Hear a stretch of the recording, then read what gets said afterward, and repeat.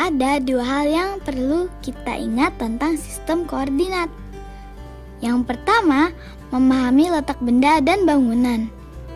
Kita biasa menggunakan arah mata angin untuk menentukan letak suatu benda atau bangunan. Lihat dana ini. Sebelum Naila pergi ke sekolah, Ibu Naila menitipkan sebuah surat dan meminta Naila untuk memasukkannya di kotak pos yang ada di dekat gerbang kantor pos. Apakah kamu dapat melihat di mana letak kantor pos dan sekolah? Jangan lupa gunakan arah mata angin ya. Kantor pos terletak di selatan rumah sakit dan di barat komplek Gria Astri.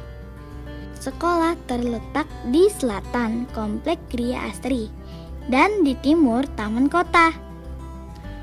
Untuk mencapai kantor pos, Naila harus melalui Jalan Teku Umar.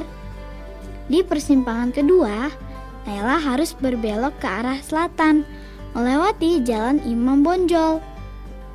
Nah, sekarang Naila sudah menemukan kantor pos dan memasukkan surat ke kotak pos. Naila lalu terus berjalan ke arah selatan, menyusuri Jalan Imam Bonjol. Di persimpangan jalan, Naila berbelok ke arah timur, melewati Jalan Cut Nyak Din, sampai akhirnya memasuki gerbang sekolah. Yang kedua, memahami letak benda di bidang kartesius. Ini adalah bidang kartesius. Bidang kartesius terdiri dari dua buah sumbu. Sumbu yang mendatar adalah sumbu X, sedangkan yang melintang adalah sumbu Y. Sumbu X dan sumbu Y berpotongan di titik 0,0. Di kedua sumbu tersebut terdapat urutan bilangan bulat.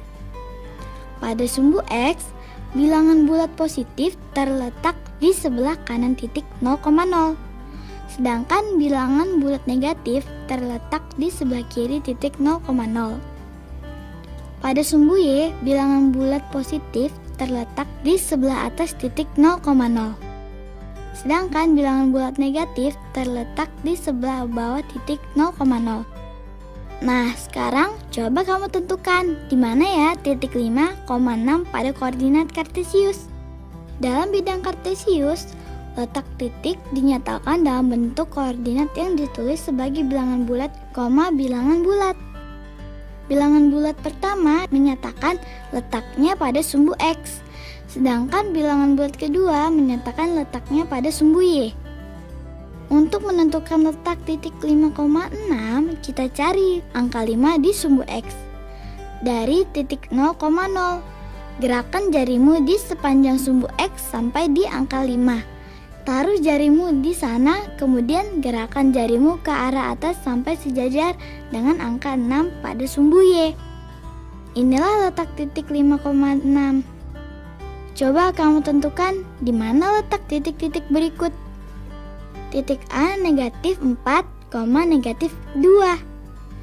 Titik B negatif 2,3 dan titik C 7,3. Seperti yang tadi dicontohkan, kita cari letak titik di sumbu X dulu, baru di sumbu Y. Titik A negatif 4 di sini turun ke negatif 2. Titik B negatif 2 di sini naik ke 3. Titik C 7 di sini lalu naik ke 3. Kita sudah menentukan letak ketiga titik tersebut. Sekarang coba kamu hubungkan ketiga titik tersebut dengan menambahkan titik D. Kita bisa membuat jajar genjang. Dapatkah kamu menentukan koordinat titik tersebut? Untuk mengetahui koordinat titik D, letakkan jarimu di titik tersebut. Geser jarimu ke atas sampai menyentuh sumbu X. Kamu akan menemukan angka 5. Sekarang, letakkan kembali jarimu di titik D, lalu geser ke kiri sampai menyentuh sumbu Y. Kamu akan menemukan angka negatif 2. Jadi, koordinat titik D adalah 5, negatif 2. Mudah kan? Nah, itu tadi beberapa hal yang perlu kita ingat.